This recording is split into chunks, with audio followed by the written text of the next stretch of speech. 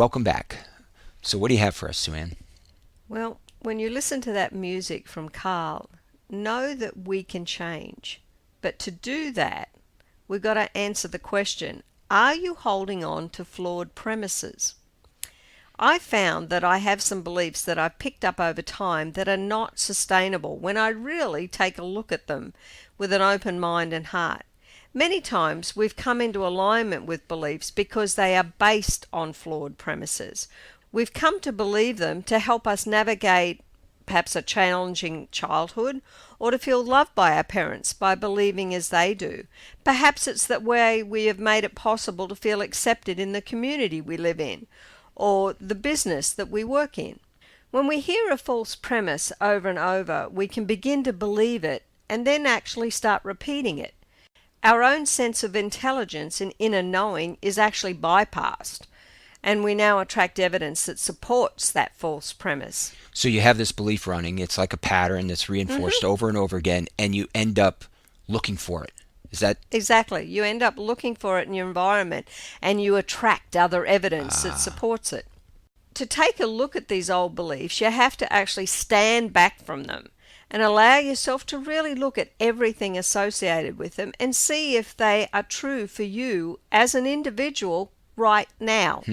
To engage your own sense of intelligence and inner knowing. So it's a bit like, when we've learnt things by rote, we've just instilled them. Well, now we're kind of breaking that apart and saying, well, you know what? Let me have a think about this.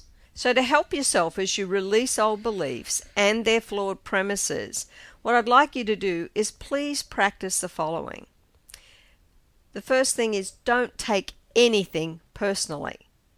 When you refuse to take things personally, you avoid many upsets in your life. You allow yourself and others to just have their perspective. There's nothing wrong with us each having their perspective. But you do that without judging yourself or them, and without getting angry or dropping into the sadness. And then I want you to always do your best by honoring yourself and others with a loving presence. And the final thing is to speak with integrity. What does that mean? It means say only what you mean and have thought through.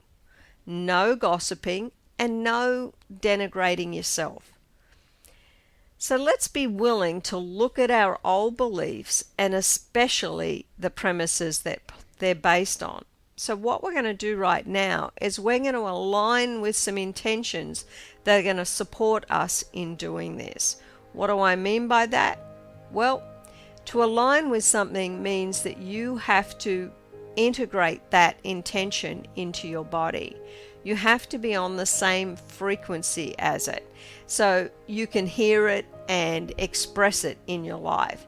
It's no different than aligning yourself with a radio station so you can hear what's being played on that. You have to physically turn the dial so you can hear it. So that's what we're going to do right now. So step one is that we're going to say these intentions together, and then we're actually going to do a modality, which is just an activity to move us into alignment with them. So please say these statements with me. I am willing to look at old premises and beliefs and see if they are true for me right now. I no longer let other people's beliefs determine mine. I engage my own sense of intelligence and inner knowing. I don't take anything personally. I honor myself and others. I speak with integrity. I only say what I mean and have thought through. So what we're going to do right now, the modality is called a shakeout. Its full name is an SNS body shakeout. SNS means sympathetic nervous system. What that is that's the part of us that's mobilized to take action. But what happens is that we build up tension in the system. Think about it, especially when your beliefs are being challenged. You kind of get tense and that all gets locked inside of you. So because you can feel a sense of shock or some upset or something like that, or some stress. So now we've got to do is release that tension out of the system. Think of an animal, especially one that's in the wild. that when they've gone on alert because there's been some danger, they automatically release the built-up energy by rolling around or running or shaking or trembling. Yeah. So we need to operate the same way. Instead of what we do is we just go back to work. Okay?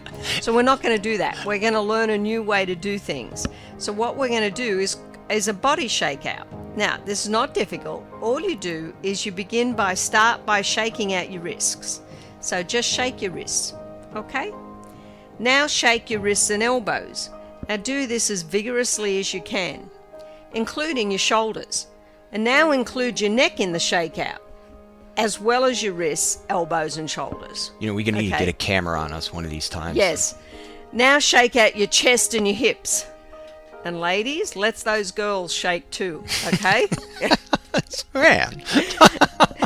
Bounce and move your knees. Shake out your ankles. Now shake your whole body. And then you can complete this shakeout by bending over and shaking out your jaw and your shoulder and your arms. And then just slowly straighten up from the base of your spine and just take a deep breath in and just If you notice kids, they do this naturally. Yeah, they do. That's right. They do. That's why they run around. They shake out this tension. So get into the habit of doing this. It really is liberating. I've been known to do it at work, and people kind of look a little weird at me, but I just go, hey, just shaking it off. And then they go, oh, okay, I get it. And so it can be fun, actually, to have a whole group. Yeah. And you just all have a bit of fun together and stand up and shake it out. So I wish you a week of really challenging these old premises so you can align with some new beliefs.